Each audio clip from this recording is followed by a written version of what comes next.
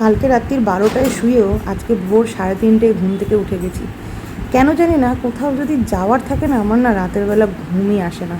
গোটা রাতভর এদিক ওদিক করি, এই বুঝি মনে হয় সকাল হয়ে গেলে উঠতে পারবো না, এরকম একটা চলতে থাকে। এখন ঘড়িতে ওই 5টা 15 মতন বাজে, আমার স্নান কমপ্লিট, পুজো দেবো। তো তার আগে ভাবলাম যে মুখে ক্রিমগুলো মেখে নিই, কারণ এরপরে সময় পাবো কি পাবো না, কারণ 7টার মধ্যে বেরিয়ে যেতে হবে। আর ঘরে এখনও অবধি পুজো হয়নি, পুজো দেবো, তারপরে গোছানো টুকিটাকি মানে যেগুলো লাস্ট মোমেন্টে থাকে, মানে ইউজ করার পর সেইগুলো ঢোকানো বাকি। তারপরে অলিকে তুলে ওকে রেডি করব, গোটা ঘর তালা দেবো, মানে এইসব আর কি, অনেক কাজ আছে। তো এই হচ্ছে ব্যাপার। আর এখন আপাতত শান্তিতে পুজোটা দিই, কারণ পুজোটা শান্তি মতো না হলে না কোনো কাজই যেন ভালো মতন হয় না। যেহেতু বাইরে বেরোনোর আছে, তাই শান্তি মতন পুজোটা দেওয়াটা খুব জরুরি। Good morning, welcome back to my channel. তো পুরো রেডি হয়ে বেরোলাম। মিস্টার দাস আর অলি রানী আগেই বেরিয়ে গেছে টোটো দেখতে, কারণ টোটো বলা হয়েছিল, সে উঠতে পারেনি এত সকাল সকাল, তাই জন্য আসতে পারেনি। তো হাতে টাইম আছে যখন, সব রেডি হয়ে গেছিলাম, সেজন্য মিস্টার দাসকে বললাম চলো বেরিয়ে যাই, তাহলে টোটো রাস্তা থেকেই পেয়ে যাব। তো আগে গেছে টোটো দেখতে। যাক, জগন্নাথ দেব সাথেই আছে বোঝা যাচ্ছে। বাড়ির বাইরে বেরোতে না বেরোতেই টোটো পেয়ে গেছি স্টেশনের জন্য।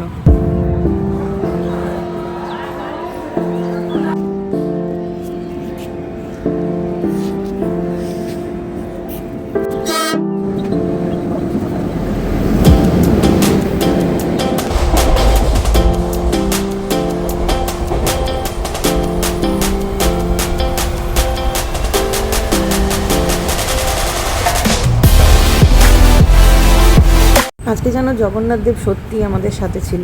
ময়ূরাক্ষীও আজকে বেশ হালকা। সানডে বলে হয়তো মেবি এরকম হতে পারে, কিন্তু এর আগেও কিন্তু সানডের দিনে গেছি, কিন্তু এই রকম খালি কিন্তু পাই না। বর্ধমান থেকে ট্রেনটা পুরো ওরকম ফাঁকাই ছিল। যাই হোক, ফাঁকা ট্রেন দেখে না 3:30টের সময় ঘুম থেকে উঠেছিলাম বলে বেশ ঘুমিয়ে নিয়েছি একটুখানি। আর এখন হাওড়াতে নেমে গেছি। এখন যাব প্রথমে খেতে, কারণ প্রচণ্ড খিদে পেয়েছে। শুধু বাড়ি থেকে তো 1 কাপ চা খেয়েছিলাম, আর বর্ধমানের আগে ওই পানাগড় না মানকরে কচুরি উঠেছিল, একটা কচুরি খেয়েছিলাম। এখন রীতিমতন পেটে ছুঁচোর ডন দিচ্ছে। এখন ঘড়িতে ওই 11টা মতন বাজে, 10:30টায় ঢোকার কথা, মানে 10:30 থেকে পৌনে 11টার মধ্যে। 15 মিনিট মতন লেট ছিল, কিন্তু আজকে ট্রেনটা কিন্তু ভালো টেনেছে। আমাদের শতাব্দী হচ্ছে 2:15-তে, এখনও অনেক টাইম আছে। আর দিদিভাইরা আসবে হচ্ছে, ওরা ওই 12টার লোকালটা ধরবে, ওদের সাথেও কথা হয়ে গেছে। তো ওই জন্য এখন হাতে যখন টাইম আছে, তখন দুপুরের লাঞ্চটা আমরা হাওড়া জনআহার থেকেই করে নেব, তাহলে সুবিধা হবে।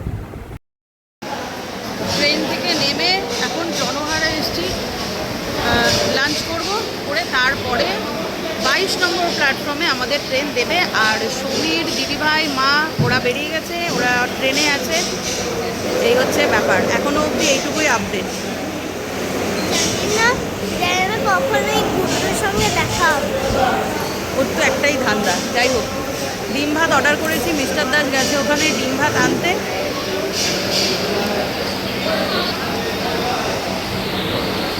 ওই যে মিস্টার দাস লাইন দিয়ে বসে আছে ওখানে। রানীর খাবার এসে গেছে, নাও ঝপাং করে বসে পড়ো। ওটা দই আছে, এটা মনে হয় লাউয়ের তরকারি বা আলুর তরকারি কিছু একটা হবে, ডিম, ডাল আর মিষ্টি। খাওয়া দাওয়ার পর্ব শেষ করে এখন বসে বসে লোক গুনছি। কত লোক দেশ বিদেশ থেকে আসছে যাচ্ছে, ট্রেন ধরছে। দেখেও না সময়টা বেশ কিন্তু কেটে যাচ্ছিল। এই মতো অবস্থায় দিদিভাইরা উত্তরপাড়া থেকে ট্রেনে উঠেও গেছে, হাওড়া কাঠশেডে এখন ঝুলছে ওদের গাড়ি। এইটুকুই আপাতত কথা শুনেছি। এখন ট্রলি নিয়ে বসে থাকা ছাড়া আর অন্য কোনো কাজ নেই। এখন ঘড়িতে ওই 1:45 মতন বাজে, বাস আর কিছুক্ষণের অপেক্ষা, কারণ অলরেডি সাঁতরাগাছি আমাদের মানে জনশতাব্দী ঢুকে গেছে, ওটাই 2:15-তে আবার যাবে। পলিরানি এই ফ্যানটা দেখে বলছে যে মা, ফ্যানের ব্লেডগুলো কত বড় বড়, কত আস্তে আস্তে ঘুরছে, কিন্তু আমরা কত জোরে জোরে হাওয়া পাচ্ছি। কি দারুণ মজার না? পেছন দিকে ওইদিকে ঘোরা।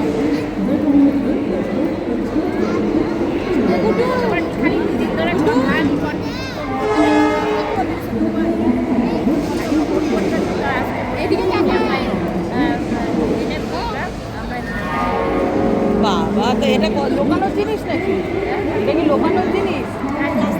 ইতিমধ্যে আমাদের ট্রেনের অ্যানাউন্সমেন্ট হয়ে গেছে, আর ট্রেনে তো উঠবো তার আগে ভাবলাম যে বাচ্চাগুলোর জন্য আর আমাদের জন্য একটুখানি চিপস আর একটুখানি কোক ফোক নিয়ে নিই। তার একটাই কারণ, টাইম পাস করাটা না খুব জরুরি। আর এই রকম ট্রেনে উঠে যখন লং জার্নি হয়ে যায় না, তখন একটু খাওয়া দাওয়া না থাকলে যেন সময়টাই চলে না। আচ্ছা, আমি তো সেই কোন কাক ভরে উঠেছি, উঠে ভোর রাত্রে সেই মা কালীর মতন এসেছি, আচ্ছা তো হিরোইন সেজে গেছি, ওই একা ঘুরতে যাচ্ছি। আবার এদিক নাই ওদিক, চোখে সানগ্লাস তুলেছি। ড্রেসটা ভালো লাগছে, ড্রেসটা সুন্দর লাগছে। ট্রেন ধরবো বলে দাঁড়িয়েছি, আর এই যে দেখুন দুটো বাচ্চাকে কি সুন্দর দেখতে। আমি না ভিডিও না করে পারলামই না, কি ভালো লাগছে, কিউট লাগছে দেখতে, তাই না? আর এই যে ওইদিকে ভিডিও করতে করতে অলরেডি শতাব্দী ল্যান্ড করে দিয়েছে স্টেশনে। এখন ট্রেন ফাঁকা হবে, তারপরেই আমরা তুত্তুর করতে করতে উঠে পড়বো, আর আমাদের জার্নিও শুরু হয়ে যাবে। অলরেডি শুরু হয়ে গেছে, কিন্তু মেন জার্নিটা তো হাওড়া থেকেই না, ওইখান থেকে তো ঠিক আছে, ওটা তো করতেই হবে, আসতেই হবে।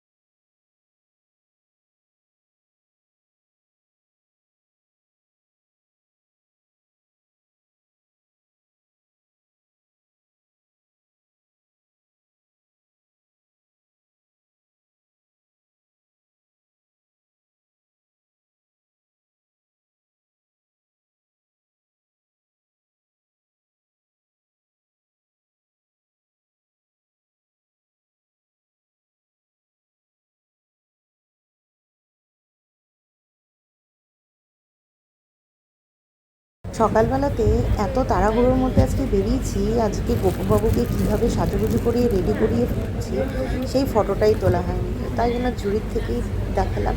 আজকে গোপুবাবু না বেশ সুন্দর, কিন্তু বেশ সুন্দরভাবে সাজুগুজু করেছিল, ভালো লাগছিল দেখতে। আর এদিকে জয় জগন্নাথ বলে হাওড়া থেকে ট্রেন ছাড়লো।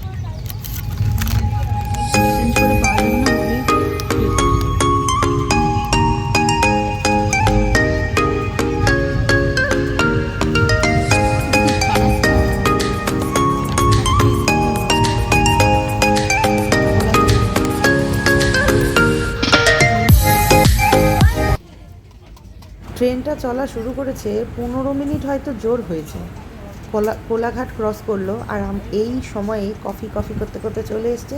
আমিও লোভ সম্মেলন করতে না পেরে এক কাপ অর্ডার দিয়ে দিলাম। একেতেই সকালবেলাতে ঘুম থেকে উঠেছিলাম, একটা টাল ভাব ছিলই, আর কফিটা খেলে না বেশ ফ্রেশ লাগবে, তাই জন্য নিয়ে নিলাম। এখন বাইরের দৃশ্য দেখতে দেখতে কফি খাবো। ও তার আগে একটুখানি গোপুবাবুকে খাইয়ে দিই। বাইরে বেরোলে গোপুবাবুর খাওয়াটা ঠিক এই রকমভাবেই হয়। কফি খেতে খেতে সারা বিশ্বকে আমি জানিয়ে দিলাম আমি ট্রেনে উঠে গেছি, এমনকি বসেও গেছি, ট্রেন আমার ছেড়েও দিয়েছে। মানে সারা বিশ্ব বলতে আমার মা আর আমার বোন, এদের দুজনকে জানিয়ে দিলে পারে মোটামুটি ওরা চিন্তামুক্ত হবে, আমিও চিন্তামুক্ত হব। নইলে যতক্ষণ ফোন না করে খবরটা না দেবো, ততক্ষণ অবধি ফোন করে জ্বালাতেই থাকবে, কিরে পৌঁছলি, কিরে ট্রেনে উঠলি, কিরে ট্রেনটা ছাড়লো, হাজারটা কথা। তো ওই জন্য কফি খেতে খেতে এই খবরটা জানিয়ে দিই, তাহলে ওরাও নিশ্চিন্ত হবে, কোথাও না কোথাও আমিও নিশ্চিন্ত হব।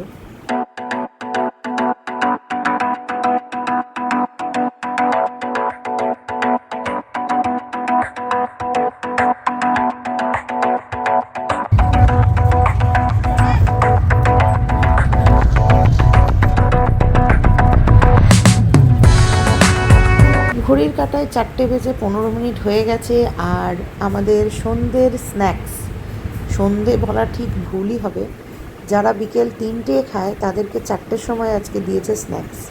সন্ধ্যের স্ন্যাক্সটাই এখন এই টাইমে দিয়ে দেয়, মানে ট্রেনে এরকমই একটা ব্যাপার হয়। কি দিয়েছে? এটা স্যান্ডউইচ, এটা স্যান্ডউইচ, এটা কিছু ওই পুরি টুরি কিছু একটা হবে। এটা চায়ের সামগ্রী, এটা হচ্ছে একটা চকলেট। কি খা,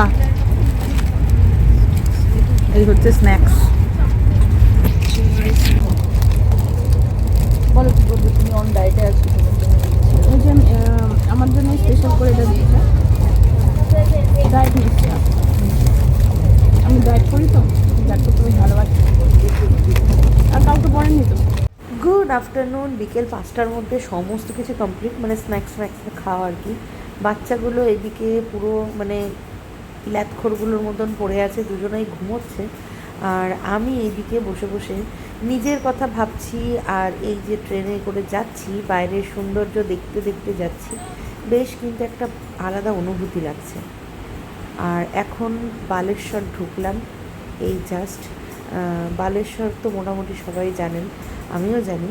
হ্যাঁ, তো থাক, সেটা না হয় আজকে রিপিট করলাম না, অন্য কোনো দিন অন্য একটা ব্লগে অবশ্যই রিপিট করব কী হয়েছিল বালেশ্বরে অ্যাকচুয়ালি। তো জায়গাটা দেখে না আমার খুব একটা ভালো লাগেনি। হ্যাঁ, প্রথম কথা, কারণ এখানে স্টপেজ আছে, কিছু করার নেই, আমার জন্য দাঁড়াবে কেন। কিন্তু আরও অনেক লোক আছেন যারা উঠবেন নামবেন, তারা যেন সাবধানে নামেন ওঠেন, এই আর কি বলার। ভালো কিছু পেতে গেলে তার জন্য লম্বা একটা সময় দিতে হয়। আমার অবস্থাও ঠিক তাই হয়েছে। জানি না যারা এরকম ডেলি মানে যাতায়াত করে তাদের মানে তাদের কতটা ভালো লাগে। আমার কিন্তু একদমই ভালো লাগে না এইরকম বদ্ধভাবে যাওয়া জিনিসটাকে। আমার একদম ভালো লাগে না, মানে একদমই সময়টা কাটছে না। এখন সবে 6:30 বাজে, এখনও 3-3.5 ঘন্টার জার্নি। কটক কটক ছেড়ে দিল, এদিকে কটক ছেড়ে দিল, আর এদিকে রাতের খাবারও চলে এসছে। ননভেজ অর্ডার করেছিলাম, এখানে ডাল, রাইস, ভেজ, দই, আর এখানে হচ্ছে চিকেন আর রুটি। এর আগে একবার রাজধানীতে গেছিলাম, তখনকার খাবার দাবার মোটেও আমার পছন্দ হয়নি। আমি জানি না এইটার কীরকম মানে খাবার দাবারের কীরকম মানে টেস্ট হবে। তো দেখা যাক মানে টেস্ট কীরকম হবে সেটা নিয়ে একটা বিশাল চিন্তায় আছে, কারণ খেতে পারবো কি পারবো না। এই হচ্ছে খাবার দাবারের হুলিয়া, দেখে তো ঠিকঠাকই আছে, এখন টেস্ট করে দেখা যাক কীরকম। ভাবা যায় রাত্রির 11টার সময় যারা রাতের ডিনার করে, সন্ধে 8টার সময় রাতের ডিনার করছে।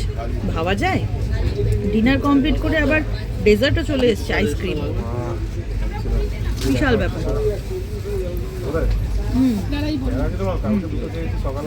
রান্না বান্না নিয়ে চিন্তা করছিলাম যে কীরকম হবে খেতে ট্রেনের খাবার।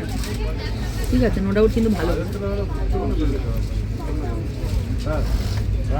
ভুবনেশ্বর ছেড়ে দিয়েছে, ব্যাস আর বেশিক্ষণের জার্নি নয়, মাত্র 45 মিনিট আর একটুখানি এরকমভাবেই চালাতে হবে, তারপরে পৌঁছে যাব। বিফোর টাইমেই ঢুকবে, যেখানে 10টায় টাইম দিয়েছে সেখানে 9টার মধ্যে ঢুকে যাবে গাড়ি। হ্যাঁ, একদিকে নিশ্চিন্ত যে 10টার মধ্যে অ্যাটলিস্ট হোটেলে ঢুকতে পারবো।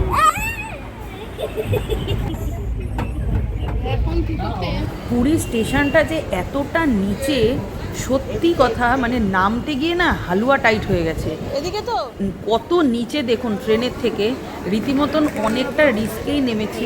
মাকে নিয়ে বিশেষ করে চিন্তা ছিল যে মা কী করে নামবে, মানে ধরে বেঁধে নামানো হয়েছে। মানে এতটা নিচে যে সিরিয়াসলি মানে বিপদ ঘটতে বেশিক্ষণ লাগবে না, যতই ট্রেনের সিঁড়ি থাকুক না কেন। মানে একটু স্টেশনটা উঁচু, এর আগের বার যখন এসেছিলাম না তখন কিন্তু উঁচু ছিল, তবে এখন কি স্টেশনটা নিচু হয়ে গেছে।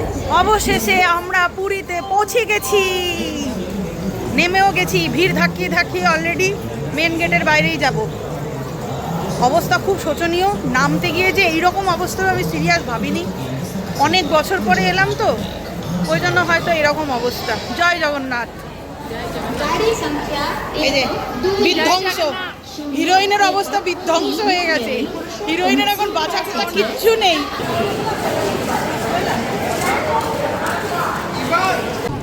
এখানে হোটেলে যাব তো তার জন্য টোটো বার্গেনিং চলছে। কেউ বলছে 400, কেউ বলছে 500, কেউ বলছে 800। ব্যাপারটা যে কি হচ্ছে কিছুই বুঝতে পারছি না। তবে এখানে না বুঝে চুপচাপ দাঁড়িয়ে থাকাই ভালো, কারণ নিজের জায়গা তো না। হ্যাঁ, যেটা বলছিলাম, আমরা শেষমেশ ম্যাজিক গাড়িতে যাচ্ছি। ম্যাজিক গাড়িতে বিশাল বড় গাড়ি, ম্যাজিক গাড়িটা যেটা ম্যাজিক করলেই আমরা পৌঁছে যাবো পৌঁছে একদম। যাবো। বাবা এমন গাড়ি আবার আমাদের লোককে ধাক্কা মারতে হচ্ছে। কি গাড়ি মানে?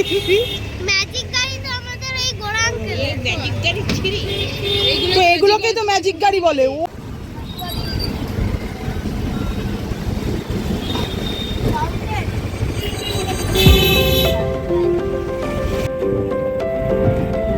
এখানে আবার আসবো।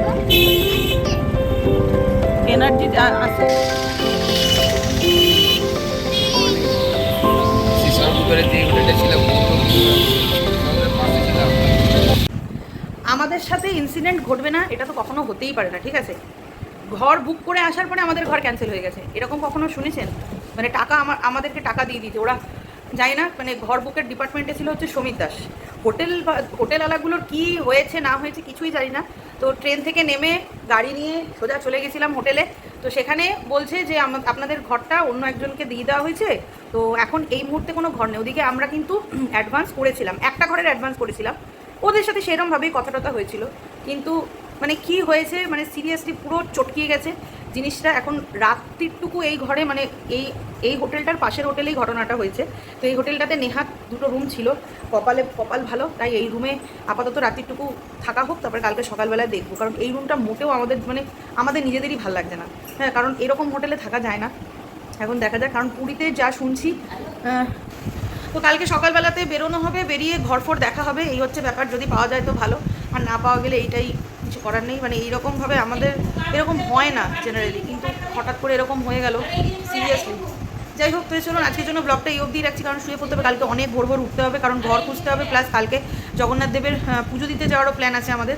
তো চলুন আজকের জন্য টাটা, দেখা হবে কালকের একটা ব্লগে। মানে কপালটা খারাপ হলে পরে যা হয়, আমরা ঘুরতে গেলে আমাদের সাথে কোনো বাজে কিছু ঘটবে না, এটা হতেই পারে না।